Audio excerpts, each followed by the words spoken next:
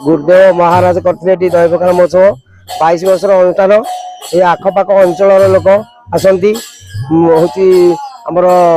7-8 प्रकार व्यंजन हुए गोटे महोत्सव चले हरि कीर्तन नाम कीर्तन चले आनंद चले बहु आनंद हुए माँ मान आस भक्त मान भक्तगण आसते आज्ञा आउ कीर्तन हरि कीर्तन चले एमती महोत्सव चले पखाड़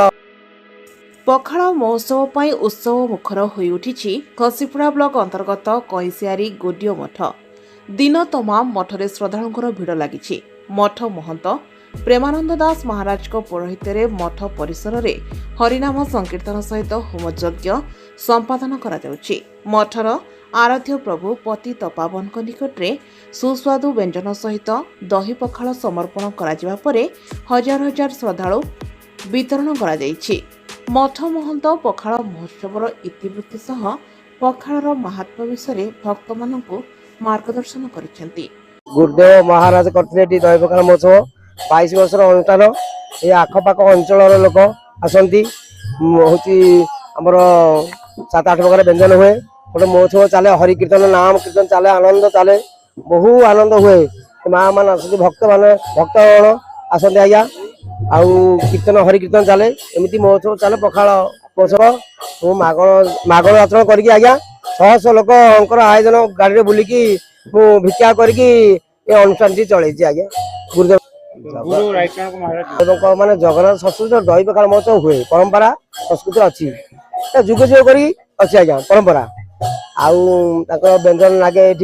गोटे भक्तगण आसी हरिनाम संकीर्तन हुए नाम कीर्तन हुए गोटे मेला महोत्सव चलाकि एमती अनुष्ठान हुए आज्ञा चलती परंपरा भाव आम ये चलु आज्ञा ये कैसारी मठे गौड़िया वैष्णव सनातन धर्म संस्कृति आ भागवत चेतना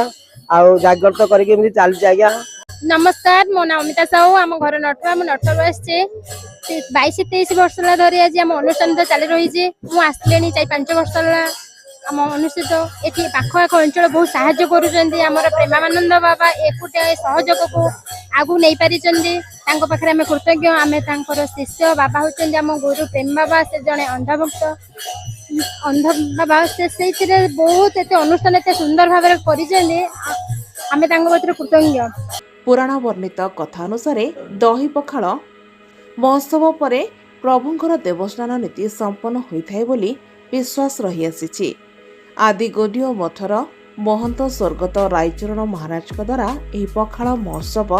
कहीं केते वर्ष तलू कईसियारी मठ परिसर में पालित होई आसुथिला। तांकर स्वर्गवास परे तांको पट शिष्य प्रेमानंद दास महाराज यह परंपरा को बजाय रखी आछंती। प्रमोद कुमार स्वाई मो घर कईसियारी जो कईसियारी गौड़िया मठर जी प्रकृत परिचालक से होती प्रेमानंद दास आम सान बाबा डाकू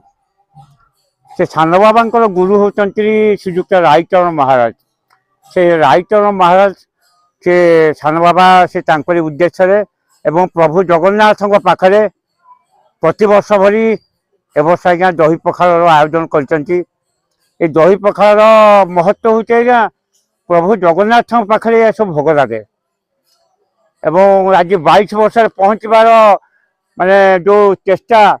सत चेष्टा से सान बाबा प्रथमे मुझे मैं कोटि प्रणाम जनाऊँ प्रभु जगन्नाथ मंगल करूँ ये गाँव रही आम युव समाजसेवी आखपाख अंचल बाबा भक्त मान सब आसती आसिक महासमय आज्ञा कीर्तन हरिनाम होई से आज्ञा दही पखाड़ जो सेवन करी व्यंजन आज्ञा 10-12 प्रकार हुए विभिन्न प्रकार आइटम नहीं प्रभु पाखे लगे लगला समस्त प्रसाद सेवन कर निज जगह को जाती ये कार्यक्रम आज्ञा सकाल 6 आरंभ है ଏବଂ ସନ୍ଧ୍ୟା ପର୍ଯ୍ୟନ୍ତ କ'ଣ ରାତି 8ଟା ପର୍ଯ୍ୟନ୍ତ ମଧ୍ୟ ଚାଲେ। ମାନେ ଆଖପାଖ ଅଞ୍ଚଳରେ ଆଜ୍ଞା ତାହାରପୁର, ଆପଣଙ୍କର ବେଲବାହାରୀ, ଆମର ଏହା ପାଖରେ ହେଉଛନ୍ତି ଆଜ୍ଞା ଭାଲୁକା, ସୁଆଁଳ, ଭଣ୍ଡାରୀପଡ଼ା, ପୁରୁଣା ବାନ୍ଦଗଡ଼ା, ଅଳତୀ, ଏ ରକମ ଆଜ୍ଞା ପାଖରେ ଅରଣ୍ୟ ମଦନ, ଜୋକଜିଆ, ବିଭିନ୍ନ ଅଞ୍ଚଳରେ ଆଜ୍ଞା ଗୋପାଳପୁର এই প্রকার জায়গাରୁ ଆସିକି ବିଭିନ୍ନ ମଠରୁ ବାବାଙ୍କର ଭକ୍ତମାନେ ଆସନ୍ତି। ଶ୍ରଦ୍ଧାଳୁ ଭକ୍ତଙ୍କ ଆକୁଣ୍ଠ ସହଯୋଗରେ ଏହି ପରମ୍ପରା ଚାଲି ଆସୁଛି। ଆଖପାଖ ମଠ, ମନ୍ଦିର ତଥା ପଡ଼ୋଶୀ ଯାଜପୁର ଜିଲ୍ଲାରୁ ମଧ୍ୟ ଶହ ଶହ ସଂଖ୍ୟାରେ ଶ୍ରଦ୍ଧାଳୁ ଭକ୍ତ ନିଜର ମନୋବାଞ୍ଛା ପୂରଣ ଆଶାରେ ମଠରେ ଉପସ୍ଥିତ ରହି ପ୍ରଭୁ ପତିତ ପାବନଙ୍କ ସାନ୍ନିଧ୍ୟ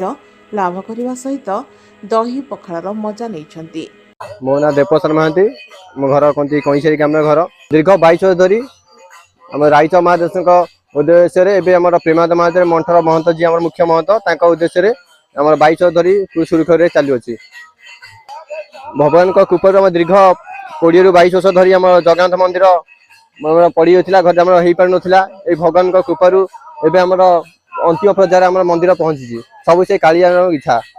ଆମର ଦୀର୍ଘ ଘସିପୁରା ଆନ୍ଦପୁର ବ୍ଲକ, ଘସିପୁରା ବ୍ଲକ ବିଭିନ୍ନ ବ୍ଲକରୁ ଲୋକମାନେ ଆସନ୍ତି। ଏଠି ପ୍ରାୟ 2-3 ହଜାର ଲୋକ ଆସିକି ଏଠି ସମାଗମ ହୁଅନ୍ତି ଏବଂ ଆନନ୍ଦରେ ଖୁସି ଆନନ୍ଦରେ ଦହି ପଖାଳ ସେବନ କରି ନିଜର ଘରକୁ ପ୍ରସ୍ଥାନ କରନ୍ତି। ଘସିପୁରାରୁ ପ୍ରଭାତୀ ସାହୁଙ୍କ ରିପୋର୍ଟ, ଜାଗୃତି ଲାଇଭ୍ ମିଡିଆ।